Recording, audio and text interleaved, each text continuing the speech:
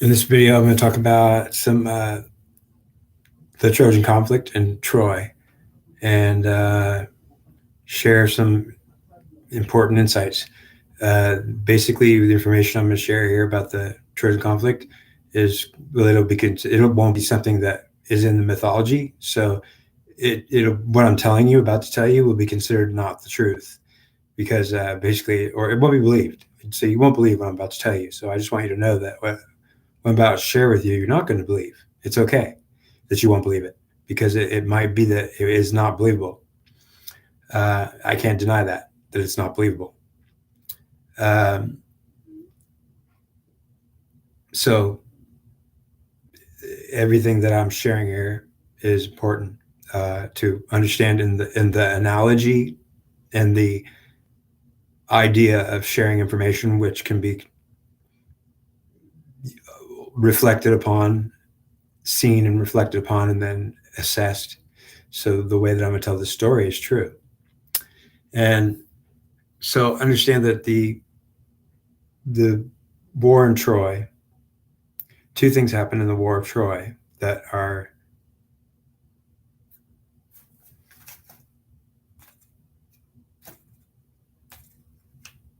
two things happen. One of them is perhaps the death of Artemis before the war even started. Basically, Artemis going to Agamemnon, telling him that he has to sacrifice his daughter if he wants winds, because Artemis got Poseidon, the god of the sea, to stay the winds. So the whole Greek fleet that was ready to go to Troy couldn't go anywhere. They were stuck ready to go with their supplied ships, and they were not able to go anywhere. No wind. So basically, they sat there while Agamemnon decided whether he wanted to sacrifice his daughter or not to be able to go to Greece. Well, Artemis would demand it. And ultimately, Artemis would also have to save, if Agamemnon decided to sacrifice his daughter, actually, Artemis would have to save her on the altar and put a deer in her place at the last minute, or else it would be Artemis that was sacrificed, because Zeus did not want human sacrifice, but it was forbidden. And at that time, they had forbidden human sacrifice. No god or goddess was allowed to demand it, and because they weren't having human sacrifices anymore. They were sacrificing animals, and it was against the will of Zeus to sacrifice a person, or at least at that time, that's what his instruction was. So his will was strong, and you don't go against my will. You don't sacrifice a person, and it's ultimately Artemis that would be sacrificed if it's that she didn't rescue if Agamemnon decided to go through with it to get the winds favorable. Well, the story says he did, and ultimately it also says that maybe at the last second Artemis rescued her and put a deer in her place, which means that the goddess might have rescued her, kept her from being sacrificed, because she knew that she would be going against Zeus's will, and she'd get in trouble as a goddess big time. And ultimately Agamemnon would get in trouble because he wasn't supposed to do that. So he should know, which meant that basically Artemis was trying to keep Agamemnon from even being able to leave. So basically the goddess Artemis tried to stay the entire fleet using Poseidon. She tried to keep the entire Achaean Greek fleet from being able to even launch towards Troy. So there was an attempt between Poseidon and Artemis telling Agamemnon that you have to sacrifice your daughter if you want winds. And so basically he did it, supposedly, in the story. And then they had to give him his wind. So, but he shouldn't have done it. He should have said, well, Zeus said we can't sacrifice people, we're not doing it. So in a sense, Agamemnon went against the will of Zeus, who was his god, by sacrificing her without the information, him deciding to do it. Ultimately, if the goddess is demanding it, he knew he had to do it, and she'd be in trouble. He could probably reason it in his head, like, well, she's one who's demanding it. So ultimately, I think that Agamemnon probably reasoned in his head that if she's going to demand that I sacrifice my daughter so I can go to Troy and win, well, yeah, he spent so much money and time making that fleet. Took like a whole year to get that fleet ready and to go. And when it was ready to go, it was like, wow. I mean, they'd spend a whole year preparing just to leave and as one group of thousands of ships. So basically, Agamemnon put too much time in it, and he wasn't going to let it just stop. But that was the attempt. Artemis tried to put Agamemnon in checkmate, so he couldn't even leave, because he would have, what he should have said. Agamemnon should have said, "I can't sacrifice my daughter. It's against the will of Zeus." So he should have told Artemis, "I'm not going to do it," and then he would not have winds, and that's what happened. So he would have sat there in the harbor until his ship started, their supplies started dwindling, and all the soldiers on the ship they couldn't go anywhere, and they were sitting there for weeks and turning into months. And basically he's like, well, I either got to do it, or I have to, or this whole thing's going to be canceled. We're not going to go to Troy. There will be no war in Troy. So that was an attempt to stop it right there. Artemis attempted to bluff Agamemnon into saying, I can't sacrifice my daughter, so I guess we're not going to be able to go. Ultimately, then Artemis and Poseidon would not give them the winds. So if he did sacrifice his daughter, they'd have to give him the winds. But now he went against the will of Zeus, and he's in trouble, and so is Artemis. It's why they say in the story that she may have rescued her at the last second, because if she didn't, it was her that was going to be sacrificed. So understand that it may have been that if Artemis demanded that sacrifice, trying to mess with Agamemnon like that, turning him against the will of his own god, you'd have to make a decision against Zeus. Well, Zeus was his god, which means Zeus would have been really pissed at Artemis. Ultimately, the ultimate truth is, if Zeus says if she demands that sacrifice, it'll be her on that altar instead of that girl, which meant that if Artemis literally made Agamemnon carry it out and didn't rescue her, well, then Artemis was dead right there. She'd be the one on the being sacrificed, and whoever the daughter was would have been taken off the altar at the last second. Artemis would have been put there, and then Zeus would have had them kill Artemis. As a result of, well, you did it to yourself. Ultimately, it was that bad. The war was that bad, where the gods and goddesses were going against each other, even trying to destroy each other. Minerva was quick to be told by Zeus that if you keep this up, I'll kill you, vixen daughter. And ultimately, he meant it. He called his own daughter, the goddess Minerva. He called her a vixen daughter, and he said, I'll kill you, and I'll kill Hera too. I'll kill my family. Ultimately, Zeus got so mad at Hera and Minerva, he threatened to kill him. He said, I'll throw you off this hill, off of Olympus. I will throw you down. Both of you will be toast. And ultimately, before the war was over, I think Minerva was killed by Zeus's lightning bolt. I think Hera was either imprisoned or put somewhere where she might as well be dead. Disappeared from the entire scene. So Hera disappeared, Minerva disappeared during the Trojan War, but Minerva played a huge part in it for the whole 10 years Minerva was one of the leading goddesses involved in Troy. So they supposedly sacrificed either Artemis, and she died, or so that means the goddess died. Yeah, I'm not even kidding. So the reality is that if it wasn't the goddess, it certainly wasn't the daughter, because that's why it was going to be the goddess instead. Because Zeus was saying, if she's going to, I told her I forbid to sacrifice. If she's going to demand Agamemnon go against my will, it'll be her on that altar. So the story I'm giving you is not told at all, meaning it won't be in the mythology. But now I'm going to tell you other stuff that will be in the mythology that won't be in the mythology. Apollo was killed, or his presence was killed. He was certainly destroyed in some big way. So actually destroyed. Apollo was attacked in his temple, Apollo the sun god. So the Greek fleet could not come towards Troy because the presence of Apollo was protecting the beaches of Troy. So on the beaches of Troy, there was a protecting presence of Apollo, the sun god, who was thwarting and rejecting, don't come near us. It was like forbidden to approach to try to strike Troy down. So Troy was under the protection of Apollo, sun god.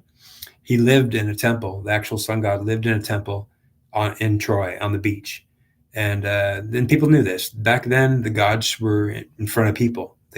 The gods came down to Troy and lived. Apollo and Poseidon lived in Troy with the people who knew them, who were knowing they were gods.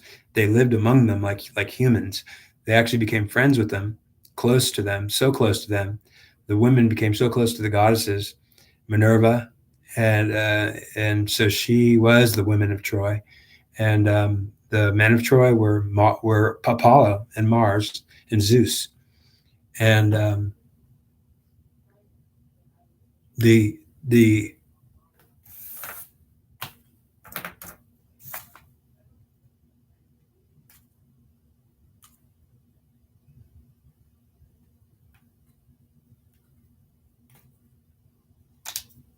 so Zeus in his will not to sacrifice humans is still a fact. And so what I'm getting here is that it's still forbidden to sacrifice humans. So if you do, there is a big punishment coming with that, with whatever also happens that might actually happen. So it's like having a reward, whatever you sacrifice a person for. Well, you might get whatever reason you did it, you might get it, but what happened is you'll get punished in some way so bad that you won't know about it until after. Ultimately, Artemis, the goddess, would not have thought for a second that she was going to be the one sacrificed if she actually carried it through. And ultimately, Zeus would have made her die on that altar instead of the girl.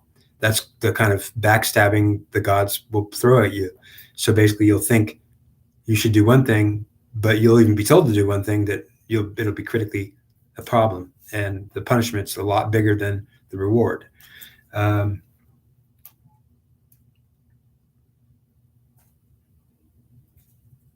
Friends don't let friends drive drunk, or friends give alcohol to their friends and tell them to give them the keys and tell them, drive, brother. Drive like a champ. You're drunk. So basically, I mean, it's not funny really, but the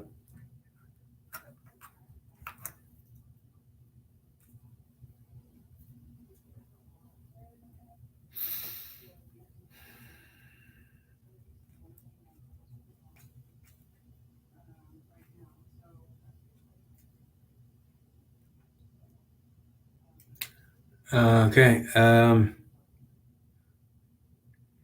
If Apollo was in his temple in Troy, the sun god Apollo, and his presence was protecting Troy, so there was no way they could approach Troy. That Achaean fleet could not come near Troy, and so they would not only have the winds that were stopping them from going to Troy, but once they were on their way, they would be they couldn't approach. It would be too hard to approach. The god Apollo's protection was too hard. He was on the beach himself. There's no way you're going to come attack. Even an army as big as the Greeks is not going to attack a god. They're not going to be able to do it. It'll be so foreboding that Agamemnon would have an emotional problem in his head. Like he couldn't do it. They'd be like, we can't even approach that beach. We're being shot right now. Like ultimately, it would have been the god attacking them in the spirit. And ultimately they were like, what do you call it? Like warded. There was a protection that warded off from anybody from coming to Troy. It was from Apollo. And so they had to take care of that presence. They had to first get it off the beach. So basically the attempt was made to, they killed Apollo. How did they do it? Achilles came in with his Myrmidons and one ship, and came in 5 hours before the Greek fleet. So Apollo, the sun god, would have been in his temple on the beaches of Troy, living there, which they knew. And ultimately, to attack a god is unheard of. First of all, you can't. A person that thought they could attack a god would just be. It would be so stupid to think you could do it, because ultimately, if you tried to do it, well, what would happen to you is it wouldn't work, and you'd be exposed for trying to bring a god down, and then ultimately it would be your death or severe punishment. So basically, that for humans to try to kill Apollo, well, none of them would dare even think they could do it. And I mean, if they tried it, it's ultimately going to be their own death for sure. They wouldn't even be able to approach the beach. It would be such a mental struggle to think you could even approach. You'd be like, I can't do it. I'm getting shot down, man. Like it would be a mental, like the god would shoot you down in your head. Would be, something's wrong. I'm getting oh my god. Yeah, like you'd have a panic attack. Your brain would be attacked by the god. I mean, you wouldn't be able to do it. And So basically, but Achilles could do it. Now, how could Achilles, who was just a man, actually think he could attack the sun god Apollo and actually try to kill him? Well, he could because he was a goddess man. He was a demigoddess. Achilles was not a demigod, and his father was just a human, but his mother was a goddess, and so he was a demigoddess. It's also why he had disposition. He didn't like a lot of things. He's against stuff. He didn't like ego, but he could be egotistical, but he didn't like ego. His personality is obvious to know about it. Like I know exactly how Achilles acted and what he was like because he was a man who was mad, dressed like a girl. His mother dressed him up like a girl when he was a kid, and he ultimately didn't like it. He had to wear a dress so that he didn't get killed because people tried to kill him as a kid. They didn't want Achilles to grow up and be a hero or to do whatever he's going to do. So his mother had him under protection and made him pretend like he wore a dress and was with the girls. He was a woman. And ultimately, it was the way the goddess protected him when he was a kid. So he had to wear a dress and pretend like he was a girl when he was a kid for a long time. I'm sure that messed him up. He didn't like to do it. He certainly wasn't a girl. And he did it because he had to. And so when he was a kid, he was dressed up like a girl. And that was a problem with this whole attitude. It was like, wow, man. Like I didn't like any of my childhood. I dressed like a girl. I'd wear a dress and hide like I was a female. And ultimately, he basically would have been something that was a goddess presence. So when Achilles came towards you, you wouldn't feel a man coming. You wouldn't feel a god coming or a man with a god coming because Achilles didn't have a god. He had a goddess.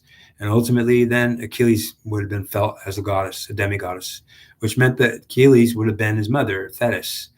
And she dipped him in the river Styx and made him partly immortal. And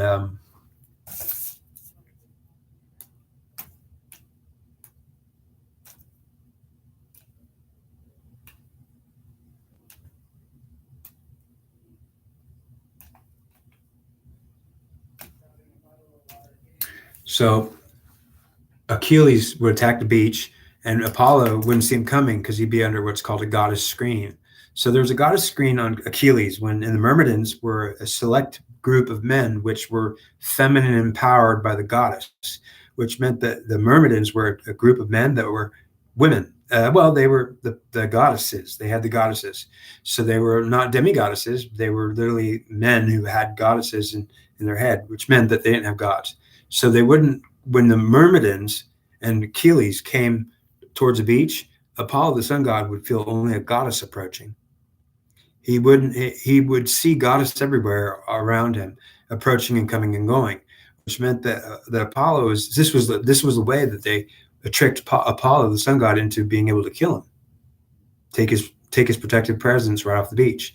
So when Achilles and his Myrmidons approached, well, Apollo wouldn't see them coming. He would see a goddess coming, and the goddess energy was coming. With Myrmidons and Achilles, you would feel goddess Thetis coming, with Artemis coming, and ultimately it was Achilles and his Myrmidons coming. But ultimately, Apollo would have been, well, I mean, he should have been able to see through that, but he was watching the Greek fleet 5 hours out, and they couldn't even approach. He didn't know that Achilles with his Myrmidons came in early, and Achilles came in on that beach, took the beach by himself. He hit that temple and attacked Apollo, the sun god, literally, who didn't have armor on and didn't in the temple in his room, in his place of where he lived. He was a god, and he didn't have his armor on or weapon, and ultimately he was sleeping. So when Achilles, he was like kind of half asleep. He was like meditating. So basically, Achilles came in there and surprised him completely. And ultimately, they went. There was a big fight, but ultimately, you'd think a man can't kill a god. It can't happen. It won't happen. But Achilles is a man who did it, and the only reason why he got away with it is because he was his mother, Thetis, actually coming, and Apollo didn't see that. Or if he did see it, he didn't think it was the Myrmidons Achilles coming. He might have felt like the presence of Artemis and Thetis coming, and would have thought it's okay. He would have just been looking out at the Greek fleet because he would have been looking at the threat out there. And ultimately, he wouldn't have seen Achilles and the Myrmidons as a threat when they came in fast. He would have just thought it's Artemis or it's Thetis, and he was around that energy all the time. So He would have not seen it, or he would have felt it and said it's okay, but it wasn't okay. It was actually Achilles and his Myrmidons coming in to surprise him, and Achilles goes into the temple of Apollo, and in the movie he cuts off his head, but in the actual truth he got killed the god Apollo in the temple. Gods can die if they lose their head. Ultimately, gods have bodies too, and their head can't be lost. You can't. If you cut the head off a god, well, then the god would die. But you'd have to cut the head off because the god wouldn't die any other ways. Their bodies would regenerate and like they would heal, and ultimately, you couldn't really kill a god. It's just kind of impossible. But ultimately, Achilles could do it. If he could remove the head from the body and then separate the head from the body and keep it separated, then the Apollo would be ineffectually in trouble. And ultimately, whatever they did, if someone came to rescue Apollo and he's had no head, ultimately whatever they did, that they got Apollo so injured and messed up or dead that you might as well consider he was dead. His presence was no longer on the beach. Now the whole fleet could approach, and so Achilles ended the war before it even started. By the time Achilles and the Myrmidons hit the beach and took the temple and hit Apollo, they took his head as a prize, and ultimately the war was over. And now the entire Greek fleet could come to the beaches of Troy, and ultimately Agamemnon was supposed to not do it because he was supposed to say that he's not going to go against his will Zeus, who said no sacrificing people, period, which meant that what Artemis was supposed to do was trick and force Agamemnon to back down, because when Achilles killed Apollo, if it was the plan was that they didn't need to have a war in Troy because they removed the god Apollo. They would have then now been able to manipulate the Trojans in any way they wanted to, and having removed the god Apollo, well, that they would remove a huge influence that Apollo was the god of Troy, and even the god of anyone else and everything else, whoever wanted him, because he didn't just but he protected Troy. So he was a protector specific of Troy. He lived among the Trojans, and they knew him personally. So actually, Apollo, the sun god, lived in the town with the people in the house for a whole year. So did Poseidon. So Poseidon and Apollo were Trojans, basically, and people in the Trojan society, well, they were hanging out with the gods all the time for a whole year. Well, they built the walls of Troy. Poseidon built the walls of Troy, and Apollo built the walls of Troy, and they were humans. They returned to humans as punishment. So Zeus punished Apollo and Poseidon, and this was before. So the walls were built by the gods. They were specifically built by Apollo and Poseidon. And so Apollo had built those Trojan walls. That's why no one could get in. So Apollo was the main protector of Troy. There was also a protection of Athena on Troy, which was removed, partly why it got sacked. Because if they had not been able to sack Troy, it would have been because, the influence of removing the influence of Apollo. Now Agamemnon could come with his fleet, and he did, but he really wasn't supposed to. Ultimately, Artemis could have been dead because of the sacrifice that allowed Agamemnon to get the wind, and ultimately he would have thought he sacrificed his daughter, but it would have been the goddess Artemis disappeared from the record, and ultimately then the war could have commenced, or she rescued Agamemnon's daughter, and so then they actually sacrificed a deer, and then Agamemnon went anyways, which if that was the case, Agamemnon wouldn't have gone against the will of Zeus, because the will of Zeus was no sacrificing humans, period. And he was willing to sacrifice his own daughter or one of his own under him. He's the father of all the gods and goddesses. Zeus was. He was the father of gods and goddesses.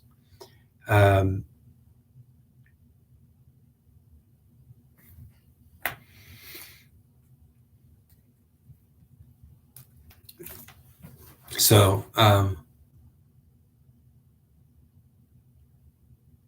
if Apollo got killed, then the war was over before it began. And it should have been that when Agamemnon got there, well, Helen was a plant, which meant that Helen, she was in on a scam to get into Troy as a Trojan horse. So who is the Trojan horse, the real Trojan horse? And how did the idea come in of the Trojan horse? Understand the Trojan horse was an idea that was supposed to represent hiding inside something to be then accepted as a reward. So they took the Trojan horse that had all the enemies in it. But ultimately, Helen was a Trojan horse herself, and that's how they got the idea of the Trojan horse, because Helen was a plant. Helen went in there on purpose. To the goddesses did it so they could put their presence into Troy and try to manipulate the divine feminine collective.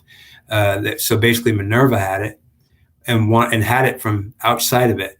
So they wanted to get inside of it, into it, and ultimately by having Helen kidnapped and put into Troy by the Trojans taking Helen, what they did was take a virus. They took a Helen virus and they got Helen, all right. They got to Helen. And it's just funny, it's Helen, but ultimately it's she was a plant. And so by the fact she got there into Troy, she put a presence in there. And ultimately she could have been a daughter of Zeus herself. So understand she could have been part divine, Helen. And by putting that presence in there, it put Zeus's presence in there, plus the goddesses. And so now Troy had a virus just from taking Helen. And then when the Trojan horse came in there, it was the same idea. Well, we put Helen in there. And so basically the Trojan city was already a Trojan horse with Helen there. And then the Trojan horse would be the same principle coming in with the people and hiding in it.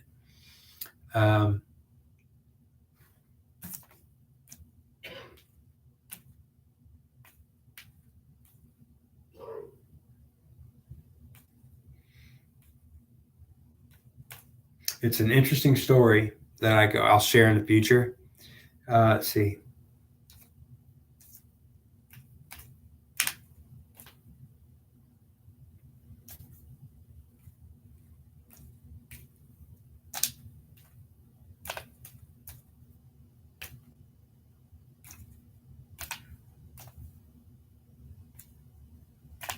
Okay. I'm not a bad person, but I've been in bad places. And the bad places are not avoidable. The fact that the places I end up in, very dark and foreboding places where I've been. And it's true that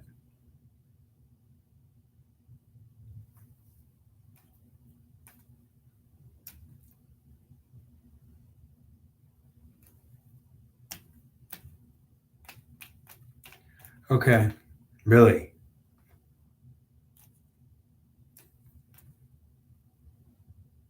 Wow. Okay. What I'm going to do is tell you some stuff that I didn't really know I was going to share.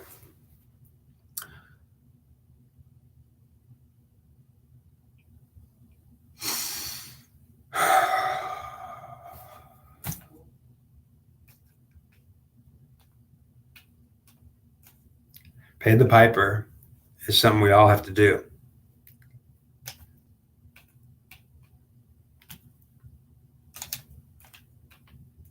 Really? Okay. All right. I want to tell the story about, I want to talk about the devil and Satan. And I didn't know I was going to be sharing this really, but maybe I thought I might. But so I'm all right with it. But what I have to share is unique information that is just hard to believe. So expect that you won't believe it. And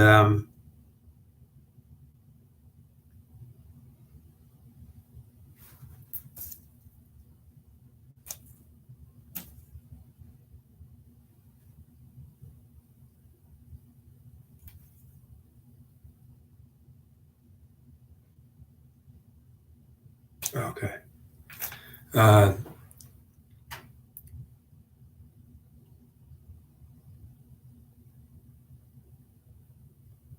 If we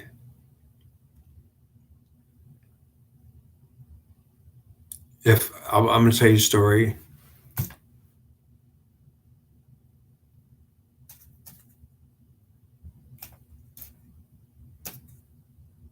Okay.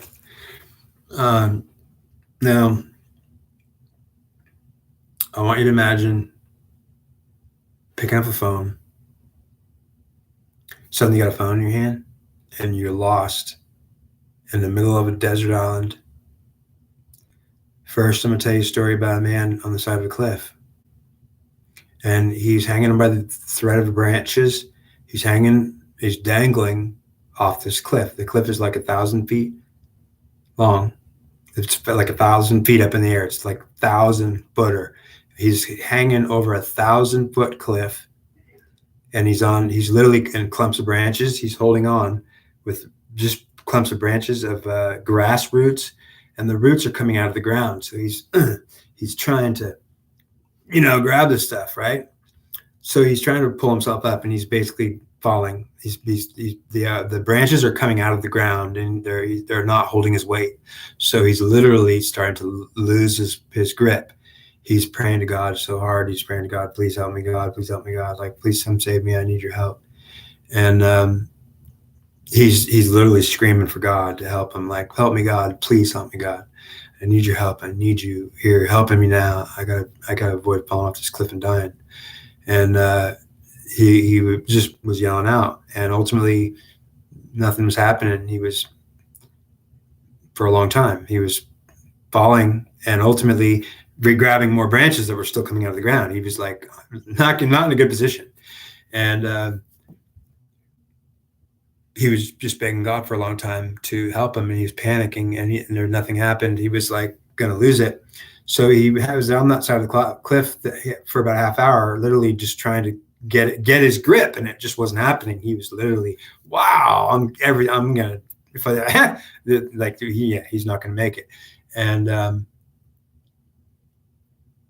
he's crying out to God, help me, help me, help me, please, God, don't let me die like this. I don't want to fall 1,000 feet down and bounce off these rocks and my body get just. He's imagining what's going to happen to him, and he's just like, whoa. So he's trying to pray to God to help him, and ultimately nothing happens, and he's going to fall. And ultimately, as he starts to literally fall, this big huge hand, it's red, and it comes over the edge of the cliff, and he sees it coming right to him. And it's a big red hand. It's only like, maybe it's human, but maybe it's not. It's bigger than a hand. It's like really huge. And he grabs it, and he's like, whoa. And the hand pulls him up off the side of the cliff. Now that red hand is the red horns.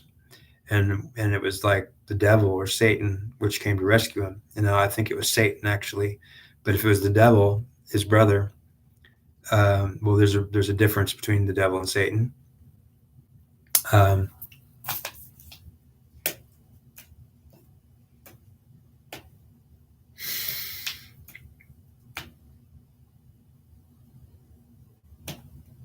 Okay, so the two entities, the devil and Satan, are, first of all, let's say that Satan saved the man off from, when he prayed to God. Guess who came to his rescue? Satan came to his rescue, or you could say the devil came to his rescue, but ultimately it's Satan. Okay, and I'll tell you about the difference between Satan and the devil. They're the same thing, but they're also different, because the devil's singularity and Satan is the plurality. So if you take Satan, he's a plurality, and he has the devil in him. He is the devil, but the plurality Satan has is feminine, masculine, and ultimately the devil is masculine only with no feminine, which means that the devil and Satan, although they're the same entity, they separate into the devil being a singularity, which is masculine only. And it's the same thing as Satan, except Satan's not a singularity that's masculine only. Satan might be a singularity that's feminine and masculine, and it comes from the prime two, which means that if Satan was a prime two in mathematics, well, the devil would be a one. And if the one gets into the second house and makes it two, well, then it's a singularity that's masculine only getting into the feminine and turning it into a masculine feminine mix that turns into a singularity that's actually masculine, and that's Satan. So basically, being a plurality is Satan, and being a singularity is the devil, and they mix. They're the same entity, and they're also different, like brothers. Now,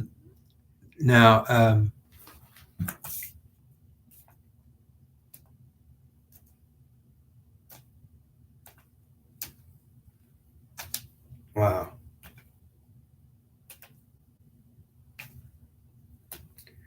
Okay. Wow. Okay. So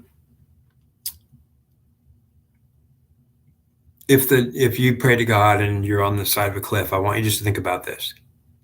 If you pray to God and you're on the side of a cliff and you're praying to God, please help me, I need your help, and I need you to save me now.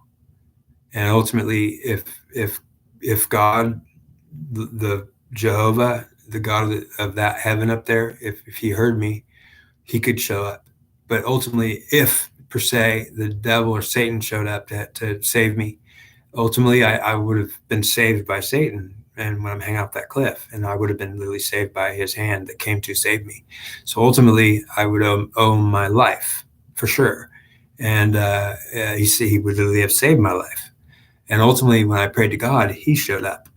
And ultimately, if that happened to me, I would certainly be distressed and confused and thinking, "Wow, I don't understand all this." But I mean, how could it even be the truth? Ultimately.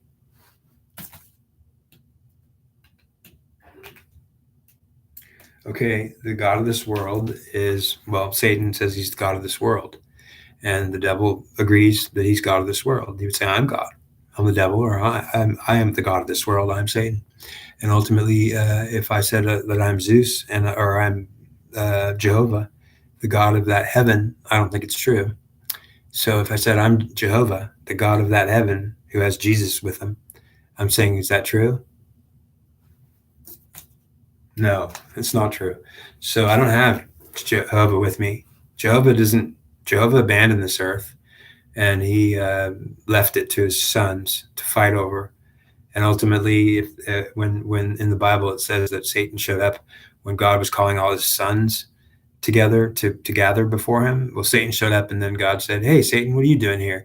And Satan said, "Coming to back and forth, from going back and forth to and fro on the earth, basically to and fro, meaning both to and for, and being this and that." And ultimately, um, Satan would challenge God to Job to say, well, Job is just only doing what you, being a servant because he's not having a problem, but he wouldn't serve you if he had a problem. And ultimately, that was a big story where Satan wanted to test men on earth to see if they really would be God's servants by punishing him and putting him through trials and screwing with him.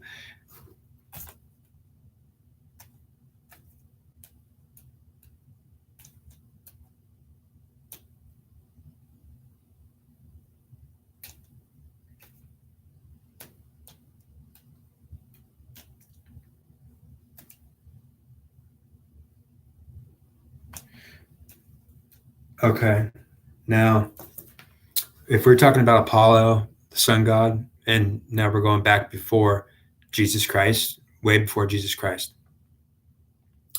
Uh,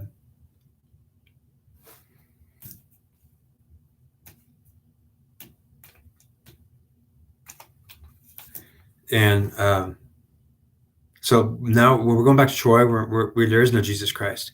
We're talking about 3,000 years ago, and it was 1,000 years before Jesus Christ was born, and there was no Christians here or even Catholics. Not until after. So if there's Catholics and Christians here right now, it's because it's after the birth of Jesus Christ. If it's before the birth of Jesus Christ, there is no Catholics or Christians, and there's Apollo, the sun god, who's being the protector of Troy, the city of God. They called Troy the city of God because it was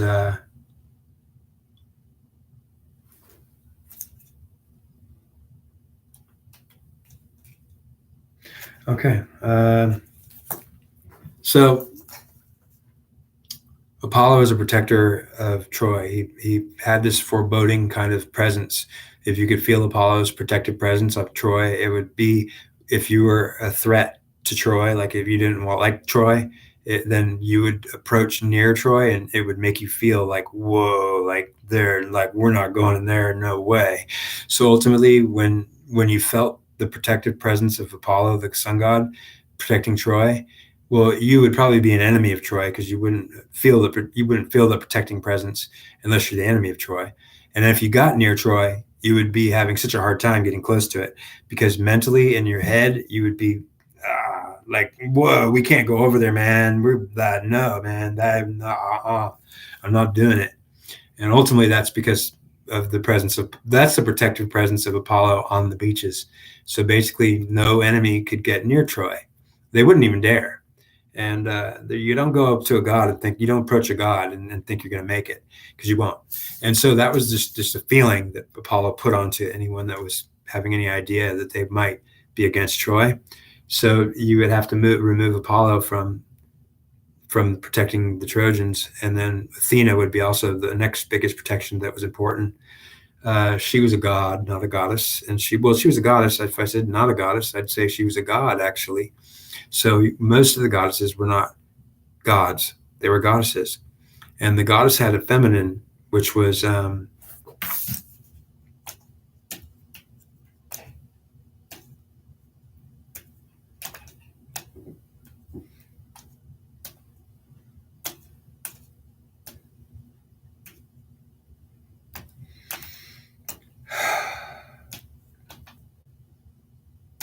okay. Athena was a goddess, and she came from her dad's forehead. Well, the story that Athena came from her dad's forehead, what it says is that she came from her dad. She didn't have her mom. So Athena was a goddess that was just dad, and she was literally Zeus, the daughter of Zeus. She was a replacement for Eris when he was killed. So Eris was murdered and killed. Eris, the god of war, he got put into a box, and ultimately, for a whole year, he got stuck in a box. His punishment was get stuck in that box until it was open. So basically, there's a story of Pandora's box, and ultimately, it has a connection with Eris, the god of war, that got put in that box, and then it was given to Pandora as a present. She got to keep him trapped in that box, so she had an upper hand, and ultimately, he was a god that was trapped in a box. Zeus put him there. So basically, when in the story of Troy, when Zeus when Eris got stabbed in the stomach because Athena stabbed him in the stomach, that was because Athena was his sister trying to trick him. He taught her how to fight. So understand why Athena was able to pretend like she was a guy and a man, insult him so he'd get close. And so basically, Eris got murdered by Athena. And in the story in Troy, it doesn't say he was murdered. It says he went up to get healed from his father up on the mountain of Olympus, but then it doesn't say anything more, which means that Eris disappears from the story in Trojan story, pretty much at the beginning of the whole Trojan conflict. Eris is not there very long. Basically, they trick Eris into thinking that a man is insulting him and wants to fight him, and he says to the man, like, what are you doing? Do you want to die? Like, don't insult a god. And basically, the man was Athena pretending to be a man who was drunk, and he was just saying, like, you're a dumb god or stupid. And ultimately, Eris is like, don't insult me, I'll kill you for that. You better get out of here. And ultimately, the guy, it was Athena, and she was provoking the whole conflict. She provoked Eris into thinking he had to kill a man because he's being insulting to the gods. And Athena pretending to be him so that everyone saw it as Eris is being harassed by some man who's actually Athena in disguise. And he thinks he's going to approach that man and just kill him. So he just does it, but he doesn't even know it's Athena. Now, the thing about Athena is, thing about Athena is she got taught how to fight by Eris. Eris taught Athena how to fight. And so but see, understand, she pretended to be his brother and love him, and ultimately she learned how to fight from Eris and pretended to be his friend. And Eris thought that his sister liked him, and she maybe liked him, but she learned how to fight from him because she wanted to kill him. So ultimately, the betrayal, Athena betrayed Eris in a huge way by ultimately it had to be done, is what she would say, because Eris was going to not leave the scene, and he was stubborn, and so ultimately it had to be removed. So Zeus wanted to remove him. Athena wanted to remove him. And so Athena tricked him into thinking he was going to kill a man, but he was fighting Athena. And Athena stabbed him in the stomach with a sword that Hephaestus made. And that was a deadly wound for the god of war, which meant he got really gutted. and he had to run up to Olympus to ask his dad to help him, and his dad put him in a box.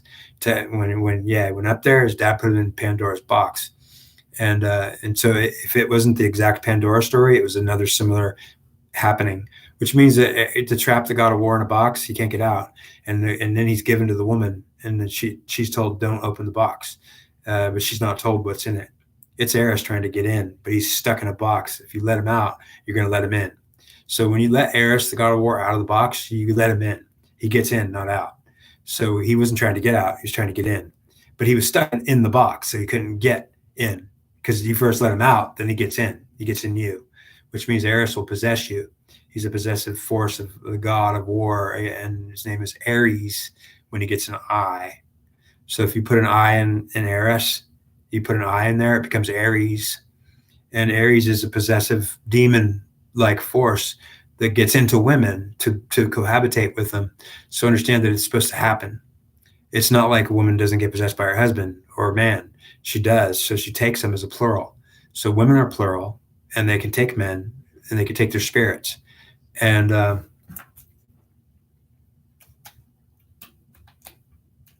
this day,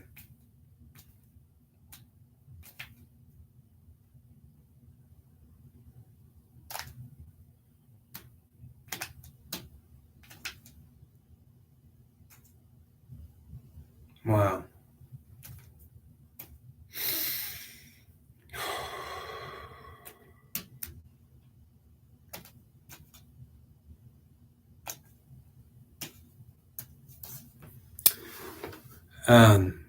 Okay. Sorry, I'm getting communication. I'm being told stuff. So, I'm being told I'm doing good, and I keep doing what I'm doing. So I'm trying to continue, but I'm a little bit cautious about some of the stuff I don't want to say or talk about. I gotta be careful. So Apollo's presence protected Troy, and he built the walls of Troy with Poseidon, and they lived among the Trojans. And ultimately, they got so close to the gods and goddesses that the Trojan conflict was all about the divine feminine collective being directed by Minerva and Athena. And ultimately, Athena's a god, not a goddess. So ultimately, Zeus put Athena in charge of Troy and told the Trojans, you have to follow that goddess. And what they didn't know was that the goddess was a Zeus woman, which meant that all the goddesses were feminine, coming from Hera, who was the main goddess. So all the goddesses, like Artemis, she was 100% feminine. Artemis didn't have masculine in her. She was a goddess that was 100% feminine. Now Thetis, Achilles' mom, 100% feminine goddess. There was lots of goddesses. Now Minerva was a mixture of feminine and masculine. So Minerva was a goddess that had God in her. And ultimately, Athena didn't have goddess in her. She was a goddess that was a god only. And this is the information. It's crazy stuff. It's ultimately wow. So what Zeus had done is put Athena in charge of Troy as the main goddess, and told the Trojans, here's your goddess. You can't lose her, or Troy will fall. As long as you keep your goddess, Troy will remain strong. And so they knew this. They knew how important it was not to lose Athena. And they also knew how important it was not to lose Apollo. But understand, Apollo would not have let that the Achaeans or the Greek fleet even come to Troy, which meant that they had to remove Apollo's presence and Apollo from the scene. So the last thing he did before he died or left the scene, and I'll tell you, when Apollo left the scene, it's like he died. Achilles killed him. Ultimately, whatever he did, if he ran away, then he ran away. Achilles got him, injured him so bad, or maybe he had to run away. But basically, Achilles and the Myrmidons removed the presence of Apollo from that beach when they attacked. And so whatever happened in that temple, Apollo left or died, and he also cursed the fleet later in the story. So ultimately, if he's alive, he was doing it from afar, which meant that Achilles removed the direct protection off of the Troy. So he displaced Apollo, the god. Ultimately, Apollo would attack from afar, from far away, because he had to go. And so if he was still alive, Apollo was still alive. Well, it's perhaps he was alive, but he had to literally leave his presence and leave Troy, to leave them unprotected. Ultimately, they had Athena still. And as long as they didn't lose Athena, Zeus was going to allow the Trojans not to have some settled solution.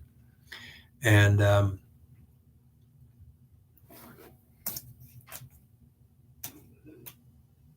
really,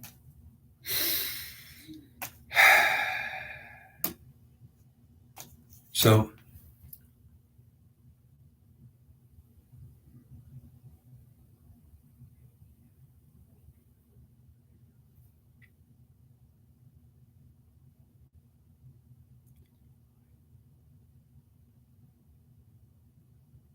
Troy will fall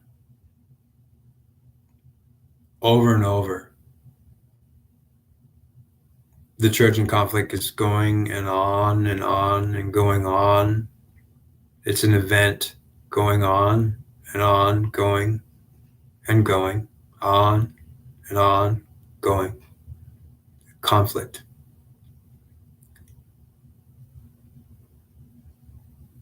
And the Trojans believe they could become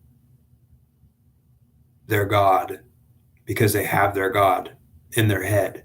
So in a sense, the Trojans are being their god, and they're just men having the presence of God in them.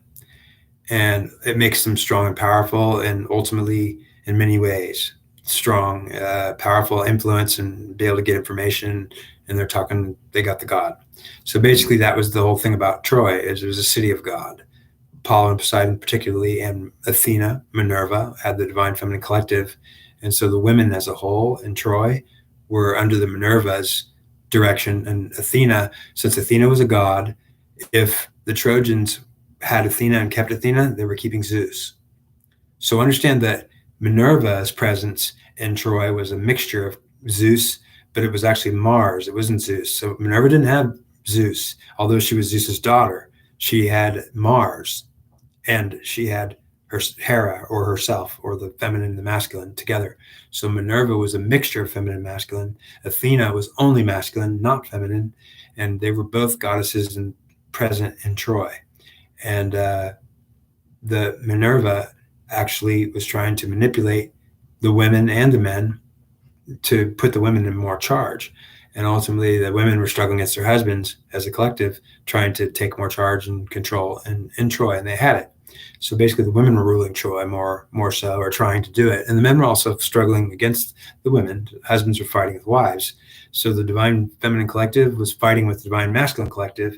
That's where it first started to happen in Troy, where the collective of the feminine and the collective of the masculine was at war and struggling in Troy. So it wasn't just that Troy was at war with Greece, the Achaean and Danaans that would become Greeks. It was more than just a war trying to keep the goddesses out and the gods out. So who was in Troy? It was Apollo protecting Troy. Poseidon protected Troy. Ultimately, Poseidon was hanging out, he built the walls. So you had to go against Apollo and Poseidon in order to get into Troy. That's why it was so hard. So when they're saying the gods and goddesses were trying to get into Troy, well, it was Minerva, and not Athena. Athena wasn't trying to get into Troy. She was in Troy, protecting Troy. So she was also in the Greek ranks. So Athena was a god that was Zeus, that was over both the Achaeans. So there's people that worshipped Athena that were on the Achaean Greek side and the Danaan side. Some of them, but not all of them. Many of them, most of the Achaeans and the Danaans were under Zeus was their god, and they might have had Mars or not, but ultimately Zeus was their main god. Like Agamemnon he had Zeus. It's all he had. He didn't care about any of the other goddesses or gods. And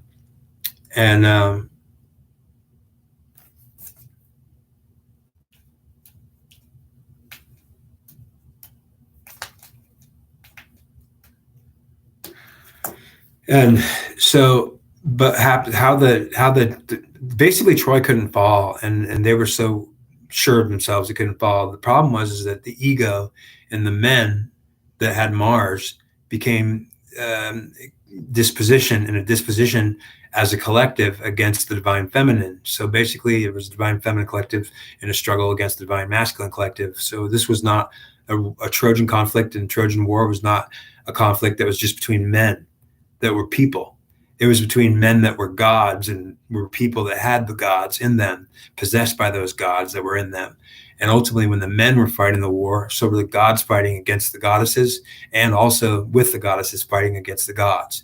This was a war that was gods against goddesses, and gods would fall and die. Before the end of this war, there would be eventually only Zeus left. So the long story of Troy and the Trojan conflict, I could tell you about it all day. And ultimately, the reason why Troy fell was because of Athena, getting rid of Athena. Understand, if the Trojans got rid of their goddess Athena, they would be getting rid of the god Zeus. Now, if the Trojans thought they could actually lose the goddess Athena, well, they were told you cannot lose Athena, or you will die. Ultimately, the Trojans knew that they couldn't lose Athena, but if they kept the goddesses, they had to keep Athena, who was a god, and it didn't matter if they got rid of the goddesses. So the Trojans didn't have to have goddesses. They only had to have Athena, and she was a goddess, but she was a god, not a goddess. So ultimately, she was Zeus. So understand, when the Trojans were actually following Athena, and that's what Zeus had said, you can't lose Athena or you'll go down as long as you keep Athena. So the Trojans thought that they could, as long as they kept Athena, they'd be safe. But they could get rid of Minerva. They could fight Minerva, and they were fighting Minerva. It was a feminine. They were fighting Hera. And so Hera was at war with Troy, and the divine feminine collective was at war with the divine masculine collective in Troy. And so literally the goddesses were attacking Troy and trying to sack it. Hera was responsible for that. Hera directly and Minerva directly. And they were attacking Troy as a divine feminine goddesses attacking Troy. So the goddesses were attacking Troy, trying to sack it. And Zeus wasn't going to let it happen, because Zeus was just saying, as long as they keep Athena, they'll be fine. And if Apollo got removed, well, that was why they could even get there. Understand, they wouldn't even come close to Troy if Apollo was actually had to run away. So for whatever reason, Apollo was dead or ran away. Like he might have been, maybe he ran away because he had to, like Achilles did something to him where it messed him up bad and he had to go. So literally the presence of Apollo was removed from the whole war. Then the goddesses moved in. Hera and Minerva were responsible for the main goddess energy that came at Troy, trying to destroy it. And then there was a conflict between the divine masculine and feminine. The husbands and wives in Troy were fighting for struggling who in control. And ultimately the women and the collective, having Minerva and Hera, were trying to rule. And Helen was a plant who had Zeus. And ultimately the story says she had Zeus, but understand, Zeus would have let her in then. It's why Zeus would have let it happen, because ultimately maybe she also had Hera and Minerva, which meant that by putting Helen into the Trojan city, they were enabling actually the entire conflict to happen. And ultimately, when the Trojans thought they can get rid of the goddesses, they could fight. They were fighting the goddesses, understand, but they were told you can't lose Athena. And ultimately, the Trojans made a huge mistake in that when they went against the goddesses, they also particularly went against the goddesses, all of them. And so understand, they were fighting the goddesses. They had to go against them. It was mainly Hera and Minerva attacking the entire force. Hera and Minerva was the attacking force of what was coming at Troy. And ultimately, because the Trojan men were fighting the divine feminine conflict in the divine feminine collective, well, it was a conflict in spirit and principalities. It was a conflict that was happening in the mind and the minds of men and women. And what they did was the Trojans, they went against the goddess Hera and directly against her, and directly also set themselves against Minerva, who was attacking them. And ultimately they let themselves set themselves against Athena. And ultimately it was a big mistake, because they actually set themselves against Zeus. So they had Mars and Apollo, and ultimately Zeus too. And understand that by accepting the fact they have to fight these goddesses, they didn't know maybe that Athena was a god actually. So understand, you don't go against Athena. That's why Athena was stolen as a Palladium, was stolen from the temple, because when they stole the palladium from the temple to remove the protective presence off of Troy. It's the city of Troy, basically. Um,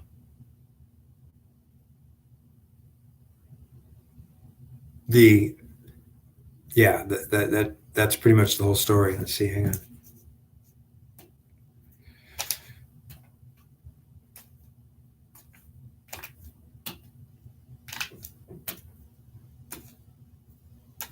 Really?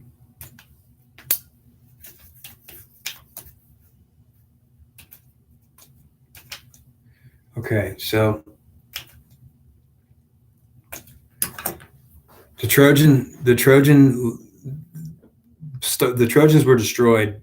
The whole Troy was destroyed, but not every Trojan in the spirit of Troy wasn't destroyed. Basically, Troy went on to start Rome through a man Aeneas, who was the son of Venus.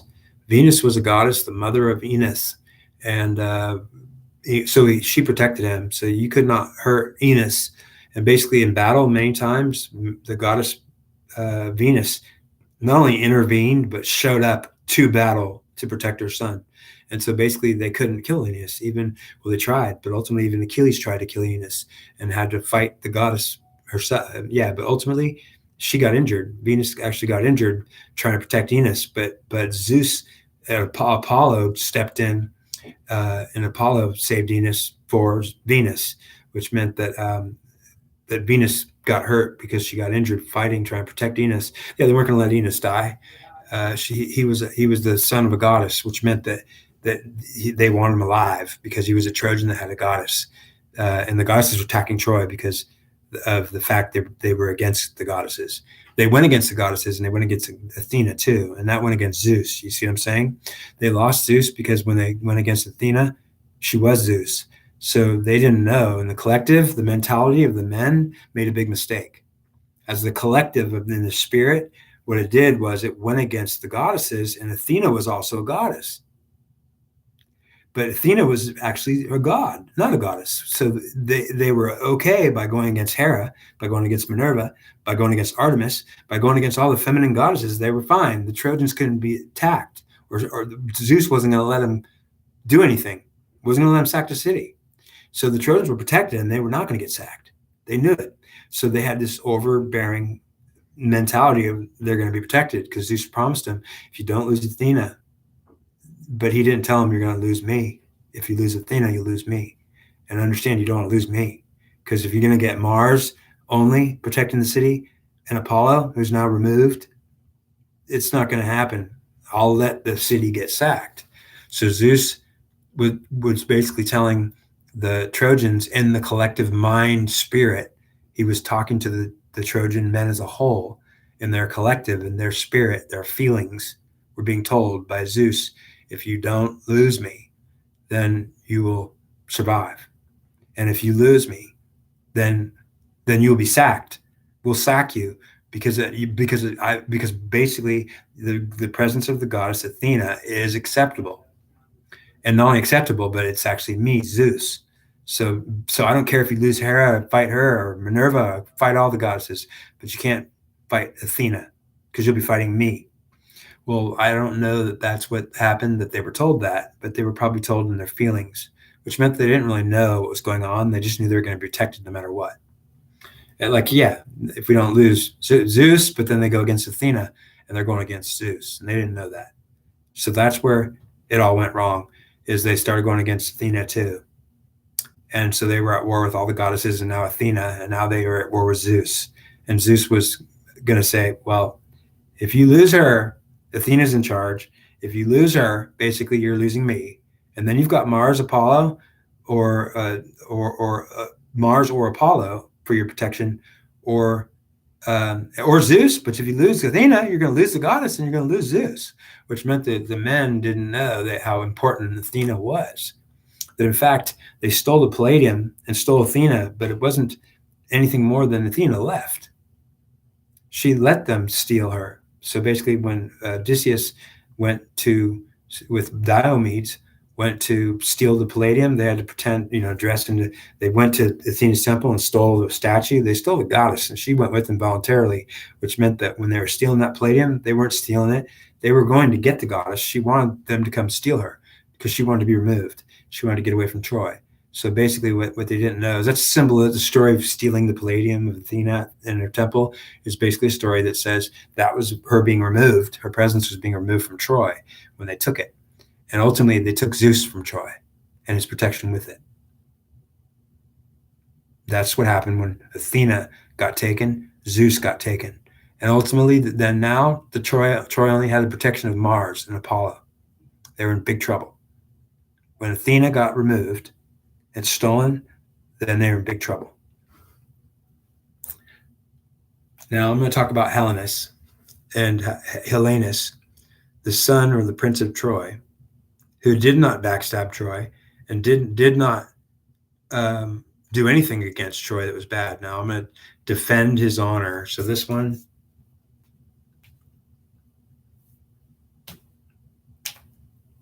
Okay, I'm going to start another video, and it's going to be defending the honor of Helenus and Troy.